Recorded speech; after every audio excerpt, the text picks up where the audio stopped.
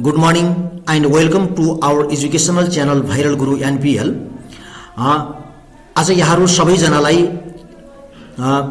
मैले नेपाली भाषामा प्रिपोजिसन अथवा अव्यय र नामयोगी हामी कस्तो कस्तो अवस्थामा प्रयोग गर्छौं, यिनको सम्बन्ध के कस्तो अवस्थामा रहन्छ भनेर नेपाली भाषामा विश्लेषण गर्न गइरहेको छु। पक्कै पनि यहाँहरु हाम्रो च्यानलमा पहिलोचोटी भिजिट गर्दै हुनुहुन्छ भने यस्तै प्रकारका शैक्षिक भिडियोहरु हेर्नका लागि हाम्रो च्यानललाई सब्स्क्राइब, लाइक र कमेन्ट गरिदिनु होला र नजिकै रहेको बेल आइकनलाई पनि थिचिदिनु होला। र यस च्यानल मार्फत हामीले विभिन्न प्रकारका विषयहरु खास गरिकन परिवर्तन भएर आएका अंग्रेजी विषयका विभिन्न कोर्सहरुलाई सञ्चालन गर्दै आइरहेका छौं र यहाँहरुलाई जस्तो लाग्यो उस्तै प्रतिक्रिया पनि दिन नभुल्नु होला। पक्कै पनि यहाँहरुले सहज र सरल तरिकाले खास गरिकन ग्रामीण क्षेत्रका विद्यार्थी भाइ बहिनीहरुले सरल र सहज ढंगले बुझ्ने कोसिस गरिरहनु भएको छ र हाम्रो च्यानलबाट थुप्रै कुराहरु सिक्ने अवसर प्राप्त गर्नु भएको छ भन्ने मैले विश्वास लिएको छु। Let's start here. प्रिपोजिसन भनेका अव्यय अथवा नामयोगीहरु हुन्। यिनी धेरै प्रकारका छन् है, धेरै छन्, तर हामीले बढी भन्दा बढी प्रयोग भने इन, एट र अन को प्रयोग बारेमा ल्याएर आएका छौं।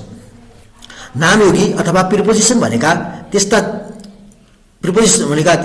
वस्तुहरु हुन् जुन कुराले के गर्छन् त एउटा व्यक्ति, वस्तु र स्थानले के गर्छ त अर्को व्यक्ति वा स्थानसँग के गर्छ त सम्बन्ध देखाउँदछ अथवा इन्डिकेट गर्छ, त रिलेसनलाई के गर्छ इन्डिकेट गर्ने काम गर्दछ। र आज हामी पुरै भिडियो नेपालीमै विश्लेषण गर्नेछौं। यहाँहरुले अन्तिमसम्म यो भिडियोलाई हेरेर साथ दिनु होला। अब हामीले अगाडि पनि मैले भने प्रिपोजिसनहरुले कुनै व्यक्ति, वस्तु वा स्थानले अर्को व्यक्ति वा वस्तु स्थानलाई के गर्छन् त सम्बन्धलाई देखाउँछन् हैन। प्रिपोजिसन अव्यय नामयोगी। A preposition is a word which connects a noun with the other parts of the sentence. Okay, अगाडि पनि हामीले विश्लेषण गरौं। हामी के यहाँ एक्जाम्पलहरु हेर्छौं। जस्तै for example, Ramita is sitting on the chair. Okay, on the chair, on the table, on the desk हैन, कुनै सरफेस माथि छ भन्ने अर्थमा है, कुनै लेयरमा हैन, लेयरमा के गरेको छ रहेको छ भन्ने अर्थमा हामी के को प्रयोग गर्छौं, on को प्रयोग गर्ने गर्दछौं। जस्तै यहाँ रमिता र चेयर को सम्बन्धलाई अहिले के गरिदिएको छ, जोडिदिएको छ। जस्तै रमिता कहाँ छिन् त, Ramita is sitting on the chair. Ramita कुर्सीको माथि बसिरहेकी छिन् अथवा Ramita is sitting on the bench. Okay, बेन्चमा बसिरहेकी छिन् हैन भन्ने कुराको सम्बन्धलाई यहाँ चेयर र रमिताको बीचको सम्बन्धलाई यसले के गरेको छ, उजागर गरिदिएको छ, देखाएको छ। हेरी the second example here, Ramita is sitting in a car. Okay, यहाँ रमिता र कार भित्र surrounding area, okay, enclosed area, कसैले घेरिएको हैन अथवा चाहिँ कुनै वस्तु भित्र भन्ने अर्थमा के गरेर जनायो, यसले कार भित्र भन्ने जनायो हैन। Ramita is sitting in a car, Ramita car भित्र बसिरहेकी छिन् है। Ramita is sitting in the classroom. Okay, Ramita is sitting in the bus. Okay, बसमा बसिरहेकी छिन्। रमिता is sitting in the taxi, उनी ट्याक्सी भित्र बसिरहेकी छिन्। अब ट्याक्सी र रमिताको सम्बन्धलाई यसले के गरिदियो, जोडिदियो। Here is the second example, we use yet here in the small places. For example, Ramita is standing at the gate. Okay, यो गेट को सम्बन्ध र रमिताको सम्बन्धलाई पनि यसले के गरिदियो, जोडिदियो। रमिता के गरिरहेकी छिन् त गेटमा उभिरहेकी छन्, प्रवेशद्वारमा उभिरहेकी छिन् भन्ने यसले स्थानलाई के गर्यो, देखाउने काम गर्यो। Okay, now here dear students we are going to read use of on. On means यसको नेपाली मिनिङ के हुन्छ त मा अथवा माथि भन्ने हुन्छ। जस्तै अन इज युज्ड बिफोर, हामी अन को प्रयोग के को अगाडि प्रयोग गर्छौं त। Here is the example here, name of the days हैन, पुरा दिनहरुको नामको अगाडि है, तपाईहरुले यो बुझ्नको जरुरी छ। जस्तै on Sunday, on Monday, on Tuesday. जस्तै अब we use before name of the 7 days है, on is used before 7 days. जस्तै on Sunday, on Monday, on Tuesday, on Wednesday, on Thursday, on Friday, on Saturday है। हामीले चाहिँ days भन्ने बित्तिकै हामीले 7 बारहरुलाई अथवा 7वटा बारहरुलाई सम्झिन आवश्यक हुन्छ है। यसको अगाडि के को प्रयोग हुनेछ, name of the days on. अब अकेजन और फेस्टिभल्स, ओके, चाडपर्वहरु र उत्सवहरुको अगाडि है, चाडपर्वहरु र उत्सवहरुको अगाडि पनि के को प्रयोग हुन्छ, अन को प्रयोग गरिन्छ। जस्तै on Dashain, on his birthday हैन, my sister is coming on Dashain, okay, my birthday going to held on होइन डेज होइन। अब अन द बर्थडे अकेजन्स भयो, on the occasion of, on Eid होइन। यस्तो अवस्थामा हामी के प्रयोग गर्छौँ, अनको प्रयोग गर्छ। अन तिहार होइन, on Dashain. Now here dear students, अब एवं प्रकारले अब डेट्स दिन वा मितिको अगाडि पनि हामी के को प्रयोग गर्छौँ, अनको प्रयोग गर्छौँ। For example here on 10th of this month, on the 10th of July, on 6th August होइन। यसरी चाहिँ डेट जको अगाडि on 11th, on 12th, on 17th होइन, on 21st, 2nd, 3rd, 4th। यसरी चाहिँ डेट जको अगाडि पनि हामी के को प्रयोग गर्छौँ, अन दिनको अथवा मितिको अगाडि पनि हामी के को प्रयोग गर्छौँ, अनको प्रयोग गर्छौँ है। Now here another example here showing the meaning of touch to express a surface of something है। स्पर्श गरिएको वा सतहमा रहेको वस्तु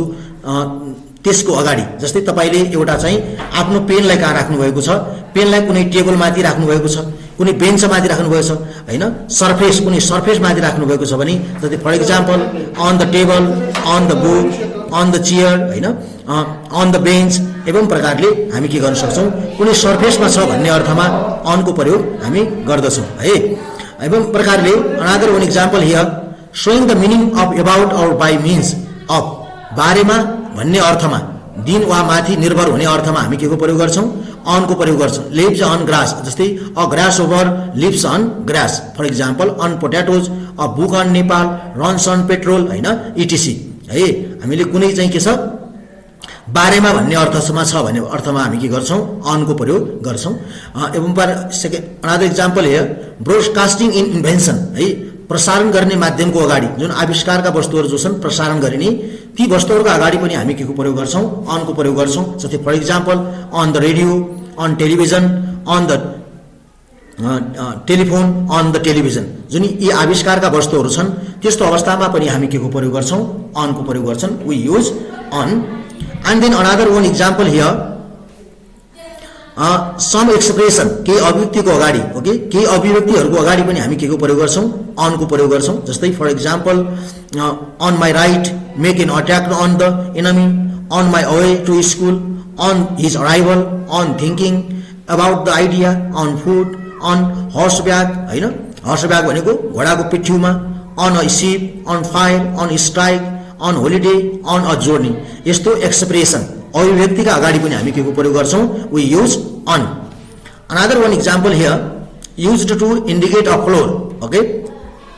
जस्तै my parents room is on the 3rd floor okay, my parents room is on the 3rd floor. यो floor भन्ने बित्तिकै यहाँहरूले के बुझ्नु पर्यो त, 2nd floor, on the 1st floor, on 4th floor, on 5th floor होइन। जुनसुकै फ्लोरमा पनि हामी के को प्रयोग गर्छौँ, on the 4th floor. My room is on the 2nd floor होइन, my room is on the 6th floor, 7th floor होइन। यसरी एवं प्रकारले फ्लोरलाई इन्डिकेट गर्नको लागि पनि हामी के गर्छौँ, अनको प्रयोग गर्छौँ। अनदर वन इक्जाम्पल हियर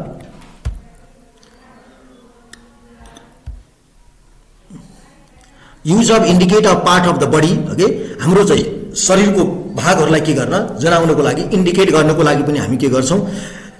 अनको प्रयोग गर्छौँ। जस्तै for example here I wear a ring on my finger okay, I wear a ring on my finger. तपाईँले यदि इन प्रयोग गर्नुभयो भने यो के हुन्छ, रङ हुन्छ। त्यस कारण I wear a ring on my finger होइन, I am wearing a necklace my neck होइन, मेरो चाहिँ घाँटीमा मैले मेरो चाहिँ माला लगाएको छु। एवं प्रकार यसरी चाहिँ अन भन्नेको हामी प्रयोग गर्छौँ, इन माई नेक भन्ने हुँदैन है। Now here we use here in, इनको अर्थ पनि के हुन्छ, भित्रमा भन्ने हुन्छ। इन इज युज्ड बिफोर है, हामी यस अगाडि प्रयोग गर्छौँ। जस्तै फर इक्जाम्पल हियर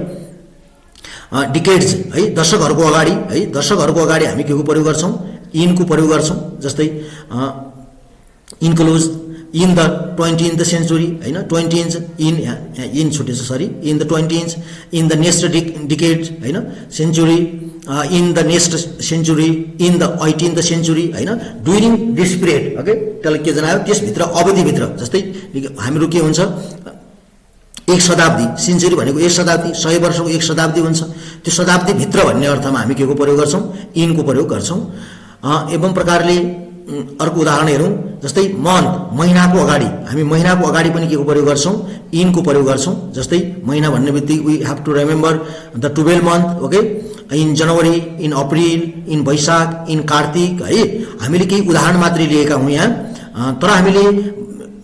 मन्थ भन्ने बित्तिकै we have to remember the 12 month okay we have to remember 12 month 12 महिनाका नामहरूलाई हामीले सम्झिनु जरुरी हुन्छ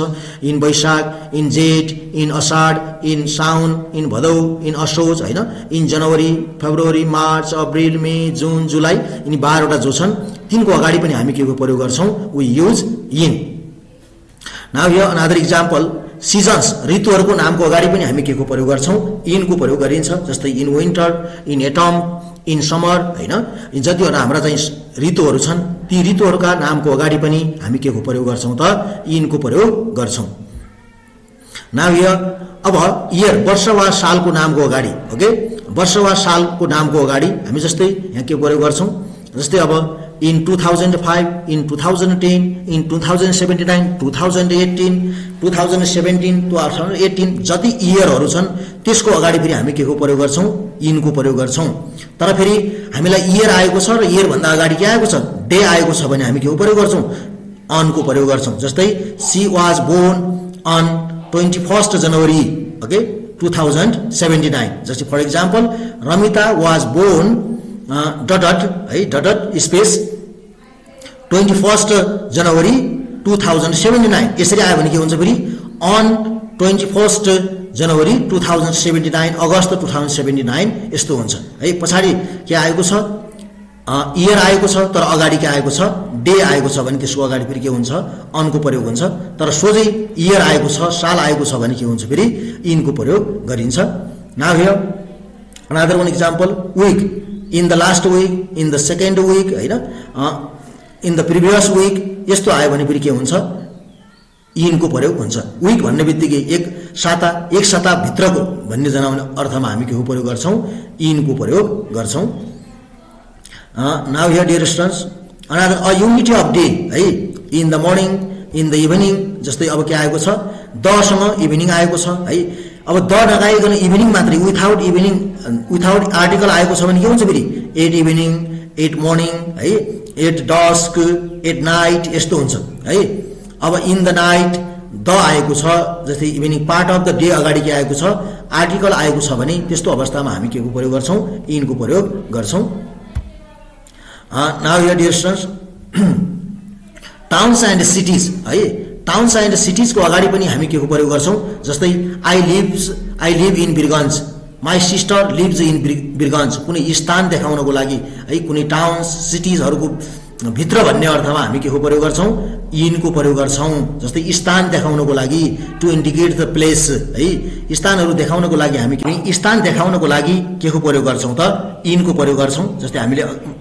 we have already explained in Birganj in Kathmandu in Janakpur in Pokhara हैन